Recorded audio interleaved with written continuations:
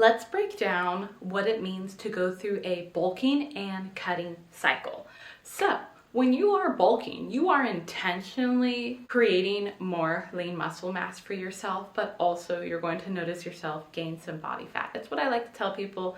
You're creating a little bit of fluff to your body. When you decide to cut, you are going to start peeling off that body fat, allowing your muscle mass that you've just created to show through.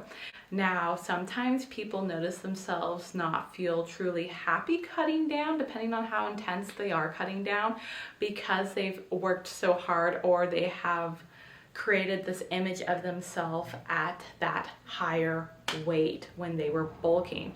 But what I like to tell people is that you've created some muscle mass. Now you're showcasing your new developed muscle mass. So if you decide to go through a bulk, where you finish at that cutting phase is now your new foundation, where you already have an improved physique and you're ready to bounce back to a bulking cycle. So you're able to develop a physique that's going to be 1,000 times better than what you did prior going through that bulking and cutting phase. And then when you've bulked up again, you've now added more muscle mass on top of the muscle mass you've developed from your previous bulk. So when you cut down, this is what I look like with this amount of additional muscle mass to myself.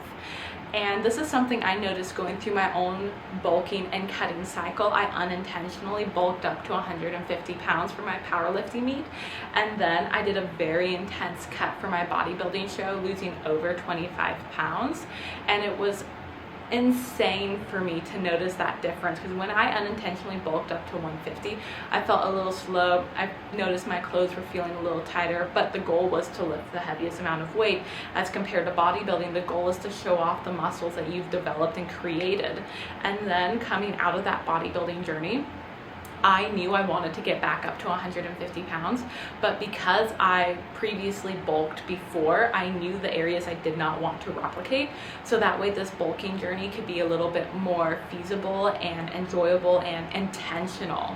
So when I did bulk up to 150 pounds, I felt happy and I maintained. You don't always have to go through a bulking and cutting cycle. You can maintain the physique if this is what you love and feel comfortable with. So that's what I did, but I got to a point where I was like, you know what? I want to go through a little mini cut. So that is what I'm currently doing.